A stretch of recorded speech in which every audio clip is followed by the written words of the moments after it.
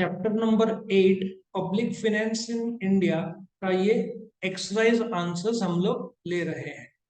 तो let us start with this. सबसे पहला, optional functions of government, protection from external attacks, provision of education and health services, provision of social security measures, collection of tax. तो answer पहला B and सी है, दूसरा A B C है, तीसरा B C D है, चौथा all of the above है। कौन से फंक्शंस ऑप्शनल है बताओ? B and C. नाउ सबसे पहले तो protection from external attack government की जवाबदारी होती है, ये तो कंपलसरी फंक्शन है। ठीक है, तो ए रहेगा नहीं, मतलब ये ऑटोमेटिक कट गया, ये ऑटोमेटिक कट गया। Provision for education health services पैसा रहेगा तो करेगा, तो ये ऑप्शनल हो जाता है। सोशल सिक्योरिटी, किसी को बोलते ना जॉब देना है, मनरेगा स्कीम, ये पैसा रहा तो कर सकते हैं। कलेक्शन ऑफ टैक्स नहीं रहा तो देश खराब या बर्बाद हो जाएगा, खराब तो नहीं बर्बाद हो जाएगा। So correct answer is B and C, पहला नंबर। दूसरा, obligatory function of the government, provision of employment, maintaining internal law and order, welfare measures, exporting of goods and services. Maintaining internal law and order, correct. So सबसे पहले provision of employment, दूसरा maintaining. अब explain कर ये क्यों। Sir क्योंकि government को law और ऑर्डर रखना पड़ेगा, वो ऑब्लिगेटरी फंक्शन है। क्यों एक्सपोर्टिंग ऑब्लिगेटरी नहीं है? सर वो एक्सटर्नल इसमें चला जाएगा।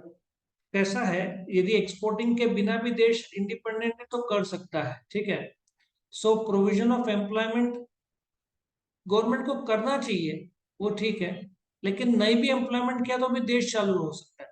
वेलफेयर मेजर्स पैसे पर डिपेंड है। एक्सपोर्टिंग नहीं रहा और देश स्थिर है तो भी हो सकता है, लेकिन लॉ एंड ऑर्डर खराब हुआ तो देश बहुत जल्दी नुकसान में आ जाएगा। तो ऑब्लिगेटरी फंक्शंस बी का आंसर करेक्ट। नेक्स्ट है three, definition. Public finance is one of the subjects which are on the borderline between economics and politics. Dash given by Adam Smith, Alfred Marshall, Professor Hugh Dalton, ये side professor Findlay Shreyas. तुम लोग में से बोलो क्या लगता है? Sorry, Alfred Marshall micro economist था, थे। उनका जन्म 1842 को हुआ, डाइड 1924। एसेंशन पैरिश चर्च में दफनाया गया। वो प्राइमरी माइक्रो इकोनॉमिस्ट है, पब्लिक फाइनेंस मैक्रो इकोनॉमिक्स। तो एल्फ्रेड मार्शल होगा नहीं। और Adam Smith wealth oriented definition दिया था 1776 को। एडम स्मिथ का जन्म 1723 को हुआ था, डाइड 1790। मतलब 250-300 साल पहले पब्लिक फाइनेंस का टॉपिक इतना नहीं था। उनका सिर्फ डेफिनेशन वेल्थ पे था कि देश ने एक्सपोर्ट करके वेल्थ कमाना चाहिए। पब्लिक फाइनेंस एडम स्मिथ का मेन टॉपिक नहीं था। फिनले श्रेयस का इतना नाम नहीं है इकोनॉमिक्स में, बट डाल्टन का है, डाल्टन ने दिया हुआ। So the correct answer is C, that is Hugh Dalton ने ये डेफिनेशन दिया है। इकोनॉमिक्स और पॉलिटिक्स साथ साथ रहते हैं। चौथा, non tax source of revenue, direct and indirect tax, direct tax and fees, fees special levy. क्या लगता है? स्पेशल लेवी बोलो। चलो, अभी नॉन टैक्स में do you agree direct tax और इनडायरेक्ट टैक्स टैक्स में आएगा, डायरेक्ट टैक्स एंड फीस इसमें आएगा, करेक्ट। सो बचेगा क्या? Let us come to this part. ऊपर फीस टैक्स नहीं है, स्पेशल लेवी टैक्स नहीं है, so C and D. So correct answer क्या है? Fourth, that is C and D, correct. Next, trends shown by public expenditure of any government should follow trend: constant, increasing, decreasing, fluctuating. Only A, only B, only C, only D। ये common sense है, बोलो तुम लोग दोनों।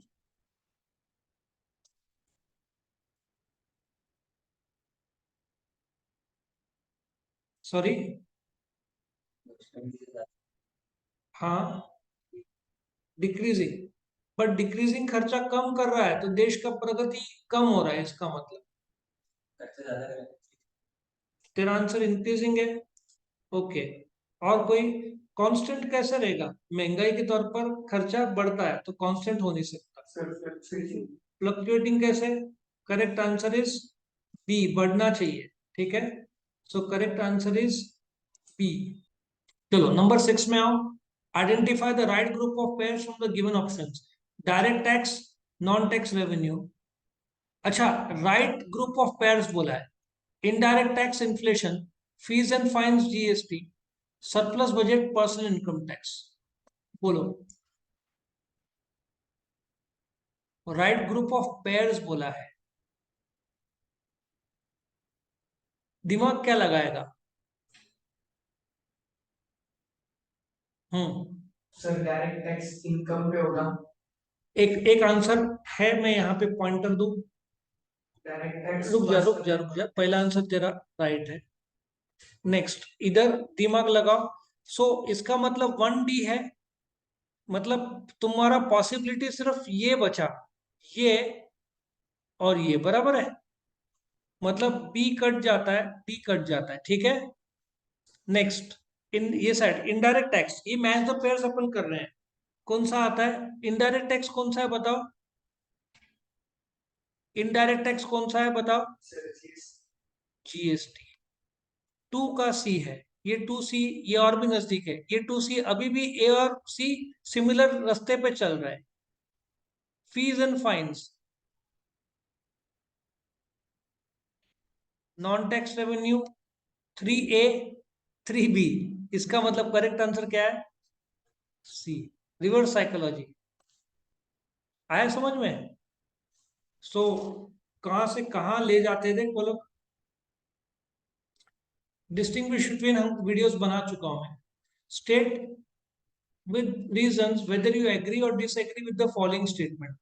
Obligatory function is the only function of government. Common sense, ये तो common sense है, तुमको ये आना चाहिए भाई। False. Fines and penalties are major source of revenue for the government, ये साइड फॉल्स। मेजर सोर्स क्या है फिर? वही टैक्स मेजर सोर्स है। The goods and service tax has replaced almost all indirect taxes in India. बोलो। True, क्यों true है? तेरा सेंट्रल एक्साइज एक्ट 1944 बंद हो गया, सीएसटी एक्ट आई थिंक 1956 बंद हो गया, पीएसटी बंद हो गया, टीओटी बंद हो गया, एंटरटेनमेंट टैक्स बंद हो गया, ऑक्ट्रॉय ड्यूटी बंद हो गया, सबको रिप्लेस किसने कर दिया? सो ये ट्रू है। सॉरी, कहाँ पे?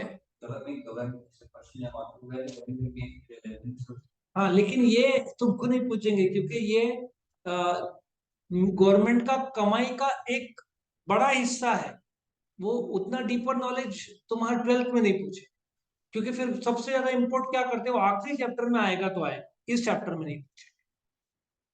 Democratic government do not lead to increase in public expenditure. बोलो क्या है? और यहाँ फॉल्स लिखा है तो तुम डिसएग्री कर देना, ठीक है? Disagree, disagree, agree. यहाँ पे एग्री और डिसएग्री है ना, तो और फॉल्स समझने की बात है। फॉल्स मतलब डिसएग्री, ठीक है? Democratic government do not lead to increase in public expenditure. Democratic government हो, ऑटोक्रेटिक गवर्नमेंट हो, जैसे सद्दाम हुसैन जो अपने हिसाब से चलाते थे, तो वहां पे दे विल से नहीं खर्चा करना है तो पब्लिक क्या करेगी? कुछ नहीं। यहाँ पे तो हल्ला हो जाए। तो do not lead to, democratic government रहेगा तो it leads to increase in public expenditure. अभी इलेक्शन था ना, कल कल का एक गवर्नमेंट का मैनिफेस्टो क्या था? 12 लाख नए घर देंगे। मैनिफेस्टो पता है ना, जो इलेक्शन वादे जो रहते हैं, तो उनको खर्चे करना ही पड़ता है। सही या गलत का टॉपिक नहीं है, खर्चे करना ही होता है। अपने देश में लोगों को आदत है ना, फुकट का इलेक्ट्रिसिटी और ये फुकट वो फुकट, इसमें अपना देश की हालत हो गई, तो मजबूरी गवर्नमेंट की। वो फुकट देंगे तो लोग वोट देंगे, ठीक है, उनकी भी मजबूरी, क्या करें। Public finance is more elastic than private finance.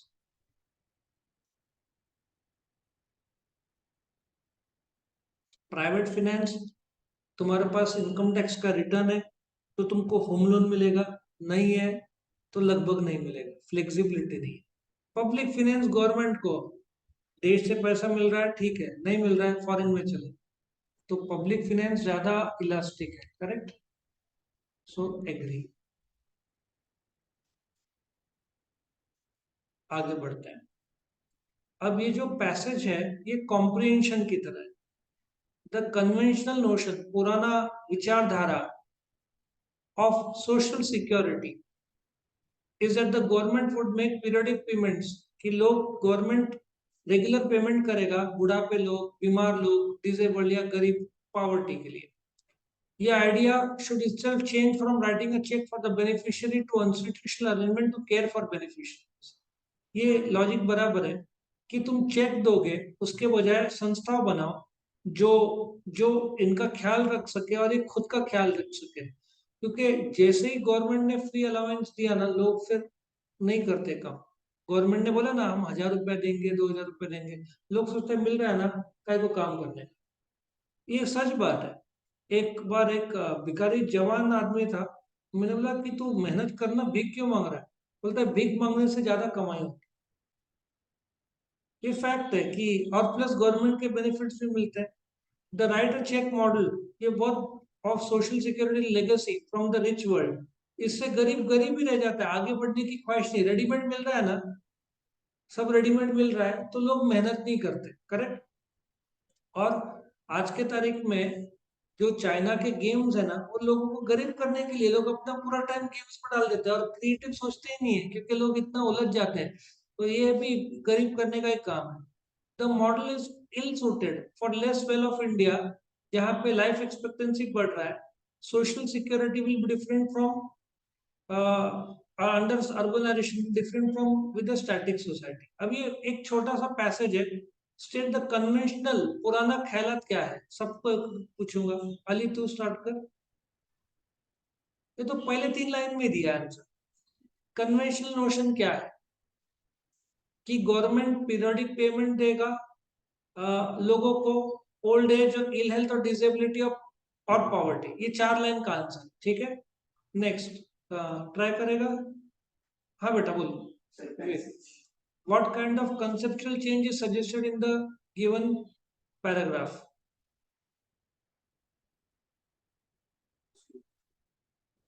Normally मैंने नोट किया है, इसके नीचे आ जाता है the idea should itself change, यहां से यहां तक क्या चेंज होना चाहिए कि इंस्टीट्यूशनल अरेंजमेंट हो, चेक मत दो। लेकिन ये अगेन इंडिया में कितना लागू होगा। What is a legacy of social security from the rich world, Aditya. ये रहा दूसरा पैराग्राफ, क्या लेगेसी है? रिच वर्ल्ड, अमेरिका में चेक ही डालते ना, सोशल सिक्योरिटी है, उनको सोशल सिक्योरिटी के चेक्स मिल जाते हैं तो लोग होमलेस रहते हैं। उनको गवर्नमेंट से पैसा मिलता है, जिनको काम नहीं करना वो लोग होमलेस लाइफ जीते हैं।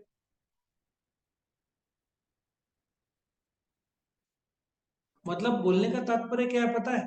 अमीर लोग टैक्स भरेंगे, वो पैसे से गवर्नमेंट जो लोग काम नहीं करते, गरीब लोग हैं, उनकी सेवा करे। लेकिन इसका एक नुकसान ऐसा है, जब सोशल सिक्योरिटी में मिल रहा है पैसा तो क्यों मेहनत करने, ये विचारधारा भी आ जाती है। और लास्ट का, explain non tax source revenue of the government, इसका तो अलग वीडियो बनाया। कौन कौन से नॉन टैक्स रेवेन्यू है तुमको पता होना चाहिए। यहाँ पे था ना अपना non tax revenue, types of taxes के बाद ये रहा, fees, public goods, special assessment, gift, grants, donation, levies, borings, इस पर से तुम कमेंट करोगे। लेकिन एक मार्क का रहा तो 3, 4, 5 लाइन के ऊपर नहीं, नाम लिख देने का, ठीक है ना, वो जरूरी है।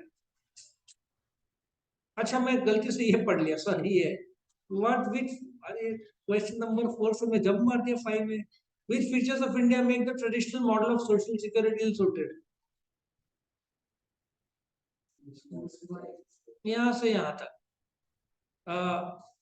स्थिर सोसाइटी से अर्बनाइजेशन का सोसाइटी अलग, क्योंकि भारत में लाइफ एक्सपेक्टेंसी बढ़ रहा है, ठीक है, तो यहाँ पे क्वेश्चन खत्म होता है।